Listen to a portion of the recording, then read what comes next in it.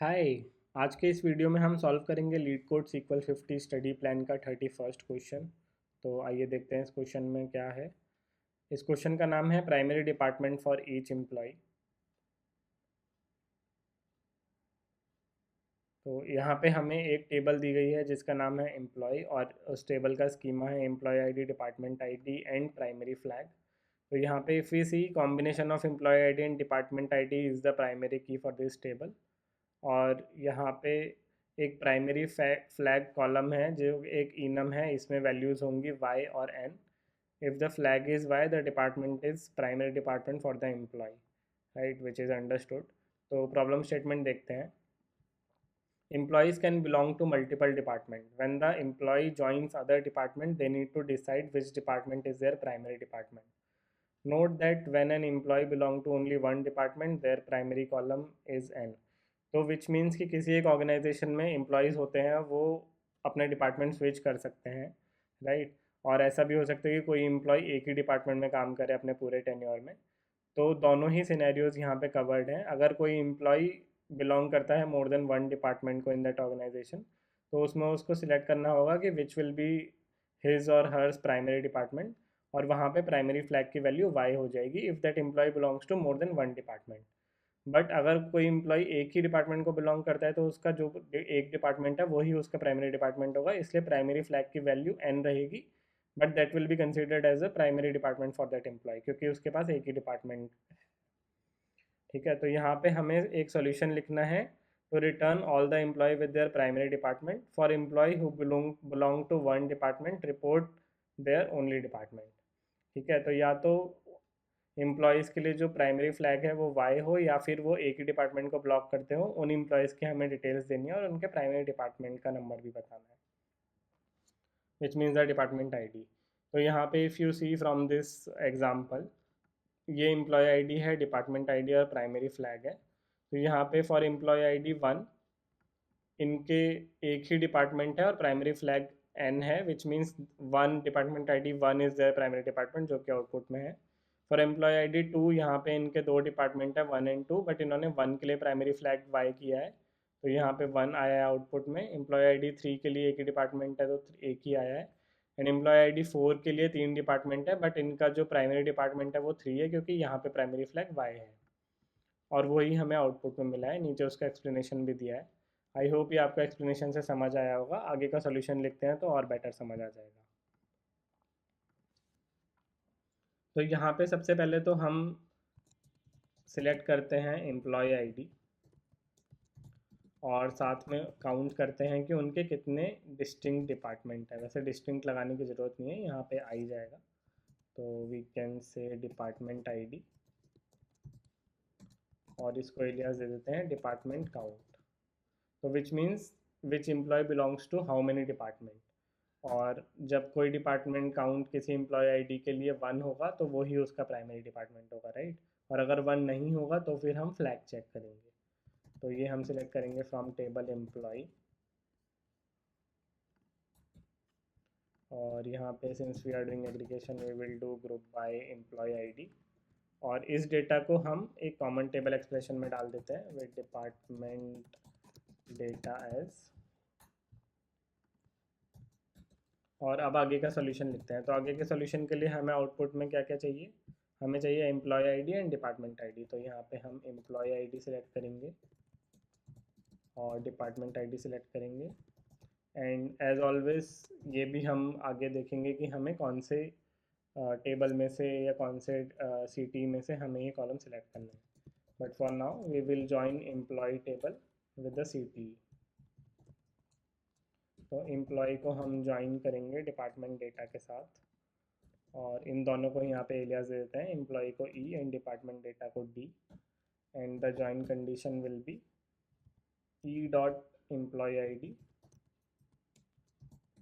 Should be equal to D dot employee ID.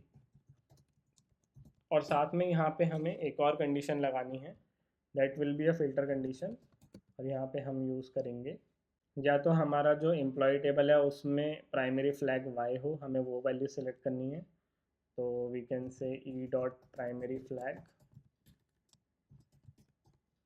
Is equals to Y, और हमारा जो reported data C T है department data C T, इसमें से उसका काउंट जो है वो 1 हो। तो इन दोनों में से कोई भी एक कंडीशन फुलफिल होती है, हमें वो आउटपुट में लेना है, वो वाली रोज। तो this should give us the expected output. इसको एग्जीक्यूट करके देखते हैं।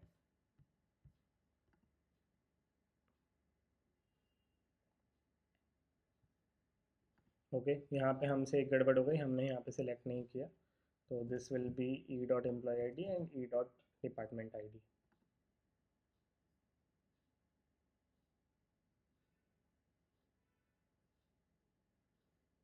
यहाँ पे हमारा आउटपुट जो है वो एक्सपेक्टेड आउटपुट से मैच हो रहा है, which means test case successfully pass हो गया है।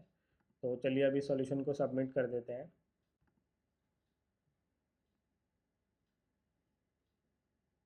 ये सॉल्यूशन हमारा सक्सेसफुली सबमिट हो गया है। आई होप आपको ये सीक्वल सॉल्यूशन समझ आया होगा। तो चलिए अब इस प्रॉब्लम को सॉल्व करते हैं स्काला स्पार्क में।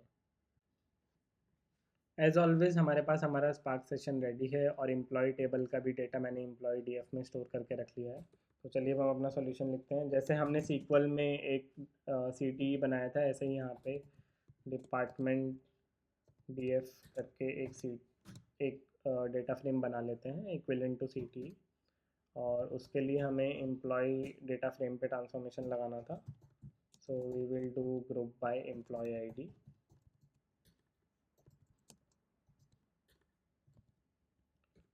एंड काउंट डिपार्टमेंट आईडी, और इसको एलियास दे देते हैं एज डिपार्टमेंट काउंट।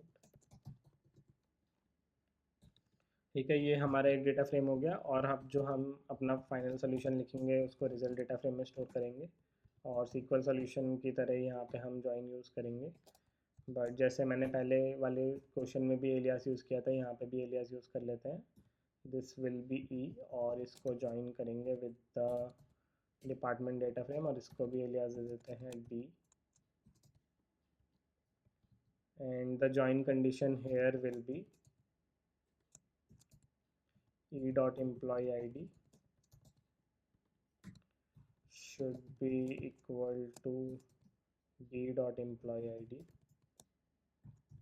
ये हमारा ज्वाइन हो जाएगा। अब इसके बाद हमें फ़िल्टर करना है, जैसे हमने हमारे सीक्वल सॉल्यूशन में वेयर क्लॉज लगाया था। तो फ़िल्टर करने के लिए यहाँ पे हम फ़िल्टर करेंगे कॉलम डिपार्टमेंट काउंट, या तो डिपार्टमेंट काउंट जो है उसकी वैल्यू 1 हो, और अदर कंडीशन विल बी जो कॉलम है प्राइमरी फ्लैग वो वाई हो, जैसा हमने सीक्वल सॉल्यूशन में किया था बिल्कुल वैसे ही। ठीक है, तो this will filter out the data. और अब हमें सिलेक्ट करना है यहाँ से एम्प्लॉय आईडी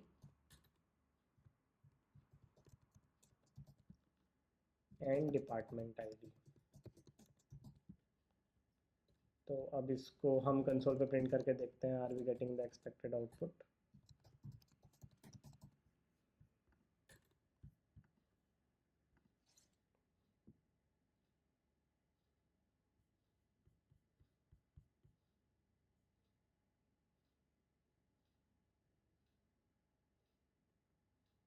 ठीक है, यहाँ पे हमें एक एरर आया, एम्प्लॉय आईडी इज़ एम्बिगुअस, क्योंकि हमने यहाँ पे एलियास नहीं दिया। तो इसके लिए हम यहाँ पे कर देते हैं, ये भी ई टेबल से ही आएगा। तो अब इसको एग्जीक्यूट करके देखते हैं।